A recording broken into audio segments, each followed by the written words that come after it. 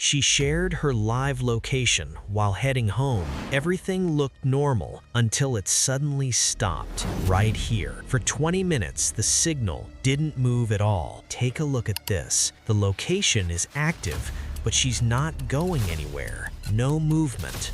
No updates, and then it just disappears. No calls, no messages, nothing. So what really happened on that street, and why did her location freeze before going silent?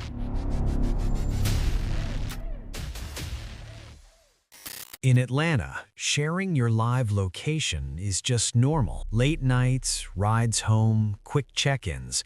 People do it all the time. It's simple. You send the link, your friend watches the dot move, and once you're home, that's it. Safe, easy. For Maya Carter, it was routine. She was 23, lived in a small apartment on the east side of the city, worked late shifts at a downtown lounge, the kind of place that didn't really slow down until after midnight. Most nights, she'd text her best friend, Jasmine, heading out, then she'd share her location, just in case. On September 18th, Maya left work a little after 12:40 a.m. Nothing unusual. She clocked out, grabbed her bag, and stepped outside into the warm Atlanta night. A couple coworkers were still hanging around, talking, laughing, saying their goodbyes. Maya pulled out her phone and sent the usual message, "I'm on the way." A few seconds later, the live location link went through. Jasmine opened it almost immediately. At first, everything looked normal. The blue dots started moving, slow at first, then steady. Maya was driving home, same route she always took. Same streets, same turns, nothing weird. But about 10 minutes into the drive, Jasmine noticed something small. The dot slowed down. Not unusual by itself. Traffic lights, turns, stops. But then, it stopped completely, right in the middle of a random street. Jasmine stared at the screen for a second. Yo, why'd she just stop like that? She waited. 5 seconds, 10 seconds, no movement. The location was still active, still live, but Maya wasn't going anywhere. And that's when Jasmine realized this wasn't just a quick stop. Something felt off. At first, Jasmine didn't panic. Atlanta streets could get weird late at night. Red lights that take forever, random traffic, someone pulling over to check directions. It wasn't that deep. She kept the map open and waited for the dot to move again. A minute passed, then another. Still nothing. The blue dot stayed locked on the same stretch of road. No slow movement, no slight shift, just frozen. Jasmine picked up her phone and called Maya. It rang once, twice, then went to voicemail. "Yo, where you at?" she said, leaving a quick message. "Your location ain't moving." She hung up and looked back at the screen. Still the same spot. At 12:58 a.m., she tried again. This time, the call didn't even ring. Straight to voicemail. Jasmine frowned. Okay, that's weird. She zoomed in on the map. The dot was sitting on a quiet side street just off Glenwood Avenue. Not a place Maya would normally stop. No stores, no gas stations. Just houses and long stretches of sidewalk. Jasmine sent a text. "You good?" No reply. Another one. "Stop playing, where you at?" Nothing. The location was still active, still showing Maya's phone exactly where it had been for the past few minutes, but there was no movement, no response. By 1:05 a.m., Jasmine wasn't just watching anymore. Now she was staring, because it had been almost 10 minutes and that dot hadn't moved even an inch. "Yo, this ain't right," she muttered. She grabbed her keys off the table. If Maya wasn't answering and her location was stuck like that, then she was about to go check for herself, because whatever was happening on that street, it definitely wasn't normal. Jasmine didn't waste time. By 1:07 a.m., she was already in her car, phone mounted on the dash. Maya's live location still open on the screen. The blue dot hadn't moved, not even a little. "All right, hold on, I'm pulling up," she said under her breath, like Maya could somehow hear her. She backed out fast and headed toward Glenwood Avenue, following the exact route the app showed. The streets were mostly empty, a few cars here and there. Traffic lights cycling through red and green with no one around. Typical late-night Atlanta. As she got closer, Jasmine kept glancing at the map, still frozen. Same spot. "Yo, what are you doing?" she whispered, gripping the wheel a little tighter. At 1:14 a.m., she turned onto the street where the dot was pinned, and immediately, something felt off. The block was darker than the rest, one streetlight flickering near the corner, a row of parked cars lining one side, no people outside, no movement, just quiet, too quiet. Jasmine slowed her car and scanned the area. "Okay, where you at?" she muttered. The dot showed Maya's phone just a few houses ahead, right side of the street. Jasmine pulled up slowly, headlights sweeping across the curb, and then she saw it. A gray sedan, parked slightly crooked near the sidewalk, driver's door closed, lights off. It looked exactly like Maya's car. Jasmine's chest tightened. She parked behind it and grabbed her phone. The location dot was right on top of that car. "That's her. That's definitely her," she said quietly. She stepped out.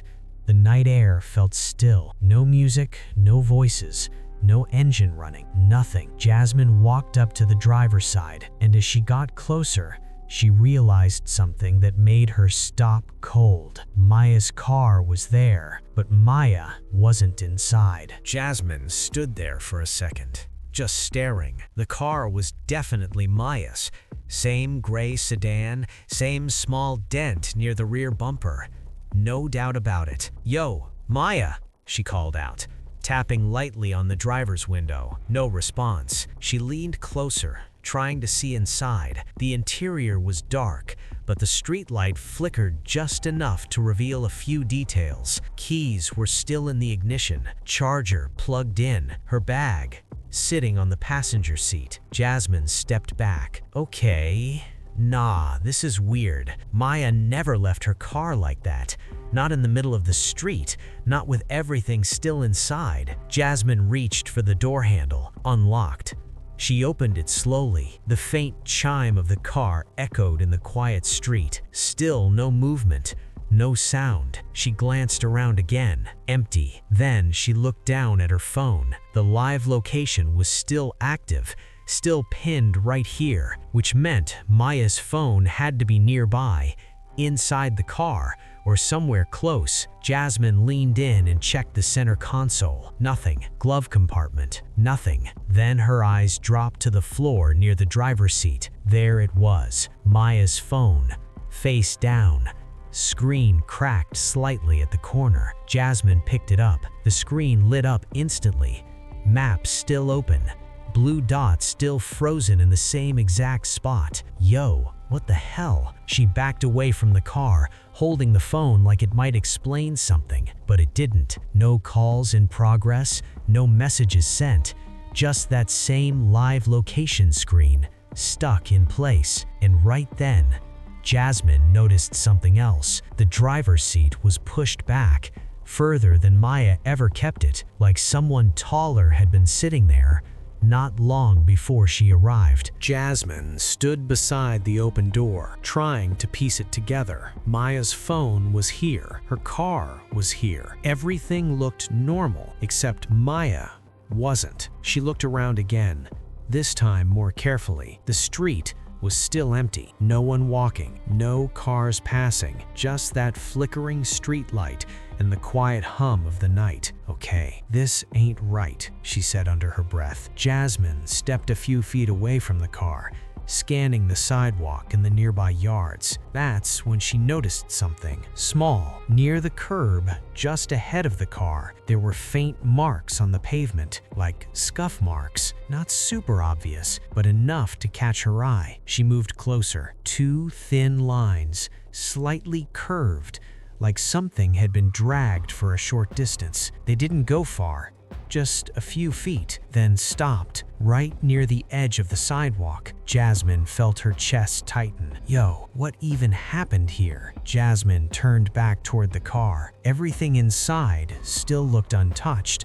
No signs of a struggle, no broken glass, no mess. But outside, something didn't add up. Jasmine pulled out her phone and quickly dialed. This time, she didn't hesitate. "Yeah, I need someone to come out here," she said, voice low but steady. "My friend's car is here, but she's not, and something's off." The operator started asking questions. Location, time, description. Jasmine answered, eyes still scanning the street. Then she looked down at Maya's phone again. The live location was still open, still frozen, still showing that same exact spot. But as she stared at it, something changed. The blue dot flickered just once, then shifted slightly. Not forward, not back, just a small movement to the side, like the signal was coming from somewhere nearby, but not exactly where the car was. Jasmine stared at the screen,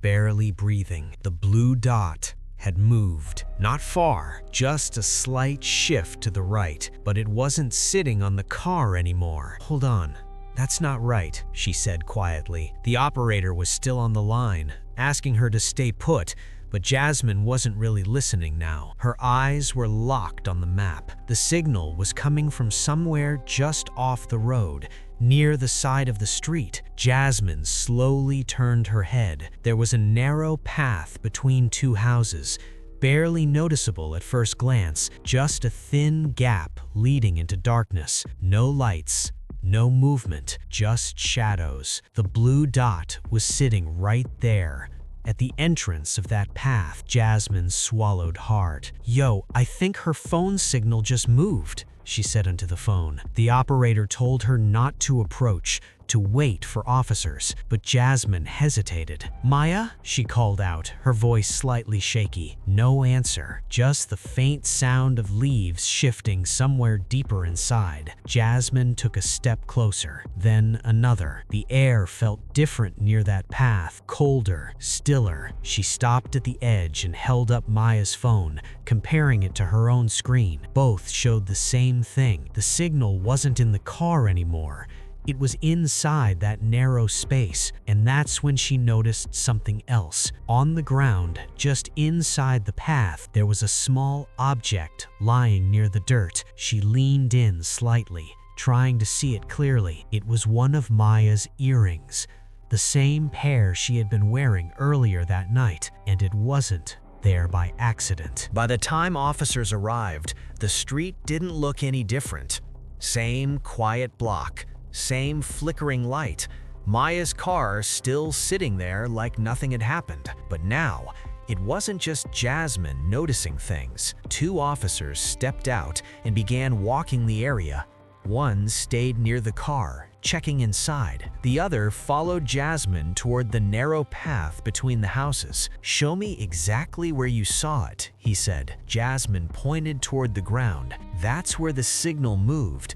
And that's where I found this." She handed over the earring. The officer crouched down, shining a flashlight into the path. The beam cut through the darkness, revealing uneven dirt, scattered leaves, and faint disturbances along the ground. Not obvious, but not random either. "Looks like something passed through here," he muttered. They moved a few steps in. The space was tight, fenced on both sides, hardly any room to walk. But the marks continued, light, dragged, then broken up, like whatever happened didn't stay in one place for long. Back on the street, the second officer called out, "Hey, you might want to see this." Jasmine turned. He was standing near Maya's car, holding something up, a phone case, cracked, scratched. "Not Maya's. Found it under the front tire," he said, like it got run over. Jasmine felt her stomach drop. "Whose is that?" The officer didn't answer right away. Instead, he walked over and flipped it around. There was a small sticker on the back, faded but still readable, a delivery service logo. And that's when investigators realized Maya might not have been alone on that street that night. The phone case didn't belong to Maya. That much was clear. Different model, different size. But the logo on the back caught everyone's attention. It matched a local rideshare and delivery service, the kind drivers use every night across Atlanta. Food runs, pickups, late-night drop-offs. Normal stuff, but now it didn't feel normal. Officers started checking recent activity in the area. Deliveries, ride requests, anything logged around 12:50 to 1:20 a.m. It didn't take long to find something. A driver had accepted a ride just a few blocks away. Timestamp 12:57 a.m. Pickup location close to where Maya's car was found, but the ride never showed as completed. No drop-off point, no final location, just active for a few minutes, then gone. Investigators pulled the driver's details, name, photo, vehicle. Everything looked normal, but when they tried to contact him, no response. Same as Maya. Phone off.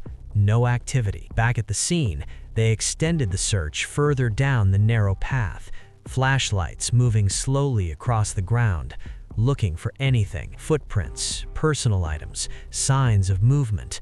That's when one of the officers stopped. Hold up. About 15 feet in, near the back fence, there was a small clearing, and right in the center of it, another phone. Screen cracked. Dirt along the edges. They picked it up carefully. The screen flickered once, then lit up. Lock screen still active. Notifications frozen in place.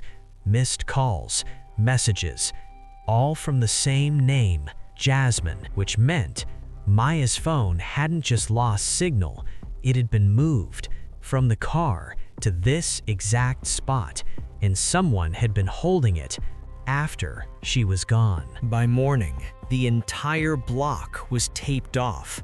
Forensics moved carefully through the narrow path, marking every detail: the earring, the second phone, the disturbed ground. Everything pointed to one thing. Maya didn't just disappear.